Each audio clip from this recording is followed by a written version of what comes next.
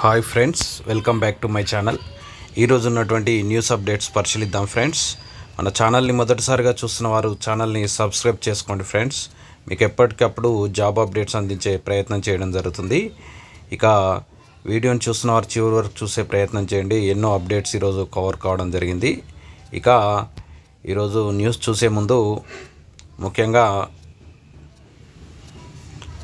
Yesterday హైకోర్టులో group 1కి సంబంధించిన ఆర్గ్యుమెంట్స్కి సంబంధించి వివిధ రకాలుగా వార్తలు రావడం జరిగింది. గ్రూప్ 1 పైన పిటిషన్లను డిస్మిస్ చేయండి అని హైకోర్టులో క్వాలిఫైడ్ అభ్యర్థుల వాదన గత 14 ఏళ్లుగా నియామకాలు లేవని వారు ఆవేదన వ్యక్తం చేస్తున్నట్టుగా వెలుగు న్యూస్ పేపర్లో రావడం జరిగింది. మరి ఈ గ్రూప్ 1కి సంబంధించిన అంశాలకు సంబంధించి ఎక్కువగా ఇక్కడ డిస్కస్ చేయదలుచుకోలేదు. ఎందుకంటే గ్రూప్ 1లో హైకోర్టులో జరిగినటువంటి ఆర్గ్యుమెంట్స్కి సంబంధించి ప్రతి వాదనకు సంబంధించి మన ఛానల్లో ఎస్పెషల్గా ఎన్నో వీడియోస్ ప్రతిరోజు జరిగినటువంటి ఆర్గ్యుమెంట్స్కి సంబంధించి వీడియోస్ చేయడం జరిగింది. ఎవరైనా అవసరం ఉన్న వాళ్ళు ఆ వీడియోస్ చూసే ప్రయత్నం చేయండి. ఎందుకంటే ప్రతి డీటెయిల్డ్గా ప్రతి అంశం మీద ఆ వాదనలకు సంబంధించి మనము పేపర్ మీద రాసి వీడియోస్ చేయడం జరిగింది.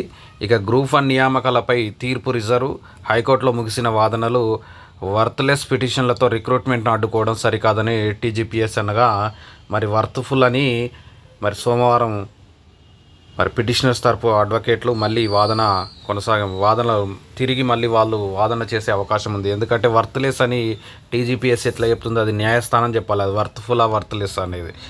గ్రూప్ 1 నియామకాలపైన తీర్పు రిజర్వ్ అంటే ఎంత అవగాహన లోపం అంటే అక్కడ వాదనలే ముగియలే, ఇక్కడ తీర్పు రిజర్వ్ ముగిసిన వాదనలే.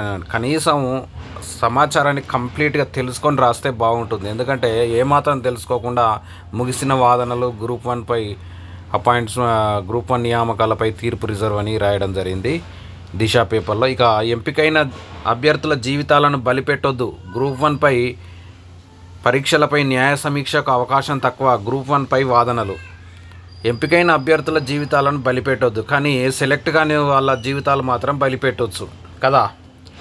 ఎందుకంటే అథెంటిక్ ఆథరైజ్డ్ డాటా ప్రకారమే 9.95% తెలుగు మీడియం వాళ్ళు సెలెక్ట్ అయ్యారంటే తెలుగు మీడియం వాళ్ళు దాదాపు 7,800 మంది పైగా అభ్యర్థులు తెలుగు మీడియంలో రాస్తాయి. అంటే దాదాపు 40%, మేబీ 40% ఉండే అవకాశం. నేను క్యాలిక్యులేషన్ చేయలేదు, క్యాలిక్యులేషన్ చేస్తే ఎంత వస్తుందో చూడాలి.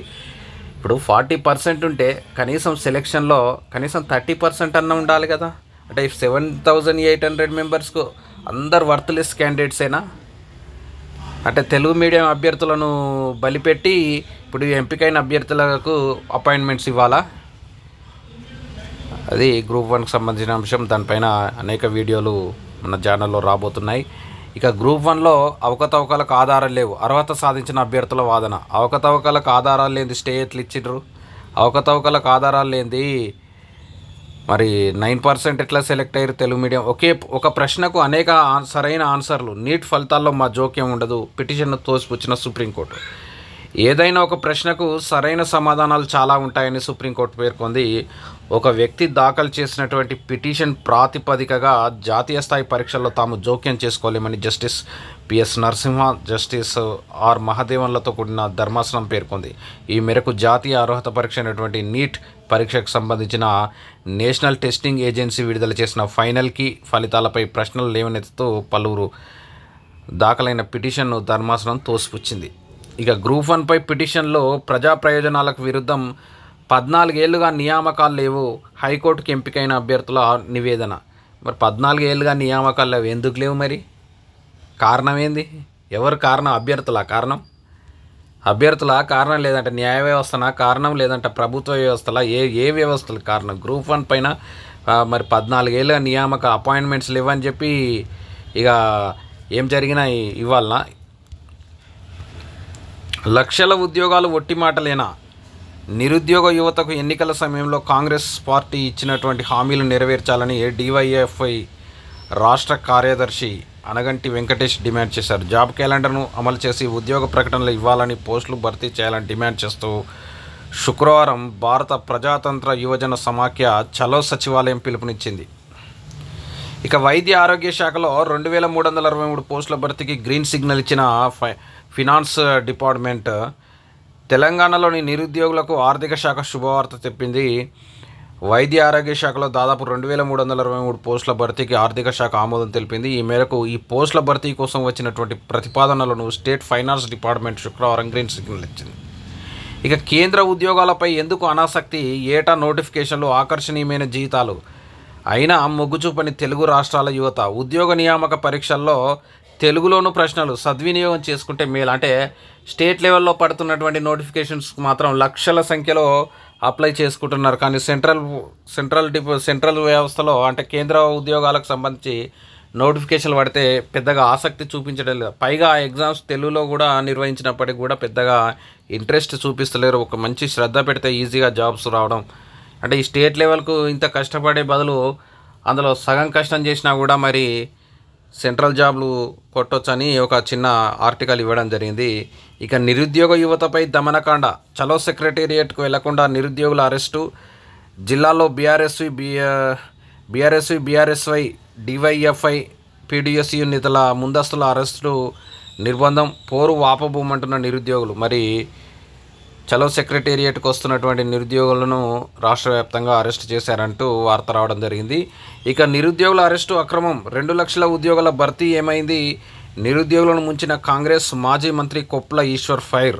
చలో సచివాలయం కార్యక్రమానికి పిలుపునిచ్చిన నిరుద్యోగులను పోలీసులు దౌర్జన్యంగా అరెస్ట్ చేయడం అక్రమమని మాజీ మంత్రి కొప్పుల ఈశ్వర్ శుక్రవారం ఒక ప్రకటనలో మండిపడ్డారు. అక్రమంగా అరెస్ట్ చేసిన నిరుద్యోగులను బేషరతుగా విడుదల చేయాలని డిమాండ్ చేశారు. ఇక నిరుద్యోగులకు క్షమాపణ చెప్పాలి. ఉద్యోగ నోటిఫికేషన్ల కోసం ఆందోళన చేపట్టిన నిరుద్యోగులను ప్రభుత్వం అక్రమంగా అరెస్ట్ చేయడం దుర్మార్గమని, వారిని బేషరతుగా విడుదల చేసి క్షమాపణ చెప్పాలని మాజీ మంత్రి సింగిరెడ్డి నిరంజన్ రెడ్డి ఒక ప్రకటనలో పేర్కొన్నారు. వాస్తవమే, వీరు ప్రతి ఒక్కరూ ఎట్లా ఉందంటే ప్రతిపక్షంలో ఉన్నప్పుడు బాగానే నిరుద్యోగుల తరఫున ఫైట్ చేస్తుండ్రు. ఈయన అధికారంలో ఉన్నప్పుడు ఏమన్నాడంటే నిరుద్యోగులు ఏది ఇప్పుడు మన వ్యవసాయ మార్కెట్లో కూలీ బస్తాలు మోసుకోండి అని ఏదో వివాదమైన వ్యాఖ్య చేయడం జరిగింది. ఉద్యోగం రావట్లేదని యువతి ఆత్మహత్య. హన్మకొండ జిల్లా పెద్దకోడెపాకలో విషాదం.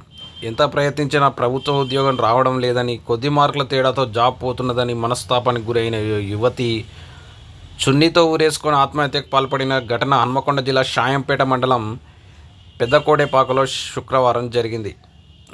గవర్నమెంట్ ఎగ్జామ్స్కు 2-3 ప్రిపేర్ అయిందట.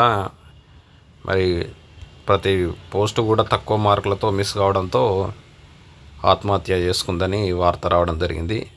మరి ఇంకో 2-3 నెక్స్ట్ రాస్తే ఖచ్చితంగా వచ్చేది. ఉద్యోగాలకు ప్రిపేర్ అయ్యే వాళ్ళకు ఓపిక చాలా ఉండాలండి.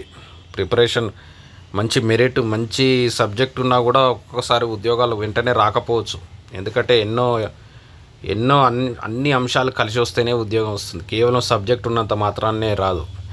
తెలంగాణలో రిజర్వేషన్ల ఉల్లంఘన, రాహుల్ గాంధీ సందేశాన్ని విస్మరిస్తున్న ప్రభుత్వం. తెలంగాణలో రిజర్వేషన్ నిబంధనలు ఉల్లంఘించి ఎస్సీ, ఎస్టీ, బీసీలకు దక్కాల్సిన ఉన్నత పదవులను అనర్హులకు కేటాయింపు, బీసీ కులగణన చేసి ప్రభుత్వం చరిత్ర సృష్టించింది. పార్లమెంట్లో సైతం ప్రస్తావించిన రాహుల్ గాంధీ ఇంజనీరింగ్ చీఫ్గా భాస్కర్ రెడ్డికి ప్రమోషన్, రూల్ ఆఫ్ రిజర్వేషన్ను అతిక్రమించడమే తెలంగాణ ఉద్యమ లక్ష్యాలైనటువంటి నీళ్లు, నిధులు, నియామకాలను మరిచారా?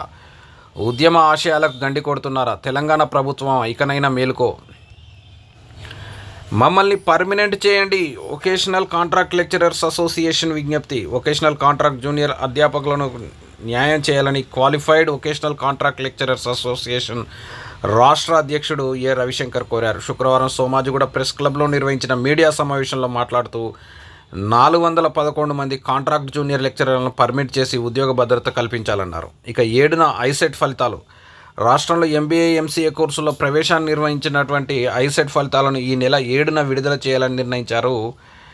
ఈ మేరకు ఐసెట్ కన్వీనర్ మహాత్మాగాంధీ విశ్వవిద్యాలయ రిజిస్ట్రార్ ఆచార్య రవి రాష్ట్ర ఉన్నత విద్యా మండలికి సమాచారం ఇచ్చారు. ఇక 2363 పోస్టులు వైద్య ఆరోగ్య శాఖలో భర్తీకి ఆర్థిక శాఖ ఆమోదం. కాంట్రాక్ట్ అవుట్సోర్సింగ్ పద్ధతిలో నియామకాలు. రాష్ట్రంలో మరిన్ని ఉద్యోగాల కల్పనపై ఆర్థిక శాఖ గుడ్ న్యూస్ చెప్పింది. వైద్య ఆరోగ్య శాఖలో దాదాపు 2363 పోస్టుల భర్తీకి ఆమోదం తెలిపింది. ఈ మేరకు ఈ పోస్టుల భర్తీ కోసం వచ్చినటువంటి ప్రతిపాదనలకు స్టేట్ ఫైనాన్స్ డిపార్ట్మెంట్ శుక్రవారం గ్రీన్ సిగ్నల్ ఇచ్చింది. ఇక నిరుద్యోగుల కష్టాలు కనబడట్లేదా, నియామకాలపై నిలదీస్తే అరెస్ట్ చేస్తారా కేటీఆర్? అధికారంలోకి వచ్చిన ఏడాదిలోనే 2 లక్షల ఉద్యోగాలు ఇస్తామని రాహుల్ గాంధీ పదే పదే చెప్పారని, ఈ విషయంపై నిలదీసేందుకు వస్తే నిరుద్యోగులను అరెస్ట్ చేస్తారా అని బీఆర్ఎస్ వర్కింగ్ ప్రెసిడెంట్ కేటీఆర్ ప్రశ్నించారు. రాష్ట్రంలో యూకే వర్సిటీల ఆఫ్ క్యాంపస్లు ఉన్నత విద్యామండలి చైర్మన్ ప్రొఫెసర్ బాలకృష్ణారెడ్డి యూకేకి చెందిన విశ్వవిద్యాలయాల క్యాంపస్లను తెలంగాణలో ఏర్పాటు చేసేందుకు గల సాధ్యాసాధ్యాలపై అధ్యయనం చేస్తున్నామని తెలంగాణ ఉన్నత విద్యామండలి చైర్మన్ ప్రొఫెసర్ బాలకృష్ణారెడ్డి తెలిపారు. ఇక సుస్థిరాభివృద్ధి లక్ష్యంగా ఇంజనీరింగ్కు కొత్త syllabus, JNTU VC Kishan Kumar Reddy కొత్త అకాడమిక్ రెగ్యులేషన్స్పై ముగిసిన కసరత్తు. మొత్తం 164 క్రెడిట్లు, అందులో 160 వస్తే చాలు. తక్కువ గ్రేడ్ లేదా ఫెయిల్ అయిన సబ్జెక్టుల నుంచి 4 క్రెడిట్ల వరకు మినహాయింపు. పాస్ కాకపోతే రెగ్యులర్ సబ్జెక్టు తీసుకోవచ్చు. అంటే సిలబస్ ఇంజనీరింగ్ సంబంధించి కొత్త సిలబస్ ఇంట్రడ్యూసింగ్ సంబంధించిన వార్త అది. ఇంజనీరింగ్ వాళ్ళు ఉంటే అది ఒకసారి అబ్జర్వ్ చేసే ప్రయత్నం చేయండి. ఇక అద్దె భవనాల్లో 12,248 అంగన్వాడీ సెంటర్లు, ఇరుకు గదులు, అపరిశుభ్రతతో ఇబ్బందులు, సొంత భవనాలు నిర్మించాలని పిల్లల పేరెంట్స్ డిమాండ్. కరెంట్ కనెక్షన్కు నోచుకొని 21,000 కేంద్రాలు, ఉచిత విద్యుత్ కోసం ఎదురుచూపులు. ఇక సచివాలయం ముట్టడికి నిరుద్యోగుల యత్నం, అరెస్టు, నిర్బంధించడం అత్యంత దుర్మార్గమైన చర్య కేటీఆర్. రాష్ట్ర సెక్రటేరియట్ వద్ద ఉద్రిక్త వాతావరణం నెలకొంది. 2 లక్షల ఉద్యోగాల భర్తీ, జాబ్ క్యాలెండర్ విడుదల, మెగా డిఎస్సిని ప్రకటించాలని శుక్రవారం సచివాలయం ముట్టడికి నిరుద్యోగులు ప్రయత్నించారు. ఇక మహాత్మాగాంధీ వర్సిటీ సిలబస్గా లాంగ్ మార్చ్ నవల. మహాత్మాగాంధీ విశ్వవిద్యాలయ పరిధిలోని కళాశాలల్లో ఎంఏ 2వ సంవత్సరం విద్యార్థులకు పాఠ్యాంశంగా ప్రముఖ రచయిత పెద్దింటి అశోక్ కుమార్ రాసిన లాంగ్ మార్చ్ నవల ఎంపికైంది. తెలంగాణ ఉద్యమ నేపథ్యంలో రాసిన దీనిని ఈ విద్యా సంవత్సరం నుంచి విద్యార్థులు అధ్యయనం చేయనున్నారు. నీట్ యూజీ 2025 ఫలితాలను సవరించాలన్న పిటిషన్ కొట్టివేత. సుప్రీంకోర్టు నీట్కి సంబంధించిన కీకి సంబంధించి పిటిషన్ కొట్టేసింది. ఇంతకుముందు చదివాము వార్త. CUET యూజీ ఫలితాలు విడుదల. 4 సబ్జెక్టులలో 100% సాధించిన విద్యార్థి. ఉమ్మడి విశ్వవిద్యాలయాల పరీక్షా ఫలితాలు విడుదలయ్యాయి. జాతీయ నేషనల్ టెస్టింగ్ ఏజెన్సీ శుక్రవారం వీటిని వెల్లడించింది. ఫలితాల్లో కేవలం ఒక విద్యార్థి మాత్రమే 4 సబ్జెక్టులో 100% ఉత్తీర్ణత సాధించాడని తెలిసింది. ఇక వైద్య ఆరోగ్య శాఖలో ఉద్యోగుల సర్వీసు పొడిగింపు. వైద్య ఆరోగ్య శాఖలోని వైద్య విధాన పరిషత్ కింద పనిచేస్తున్న 2,363 మంది ఉద్యోగుల సర్వీసును మరో ఏడాది పొడిగిస్తూ ప్రభుత్వం శుక్రవారం ఉత్తర్వులు జారీ చేసింది.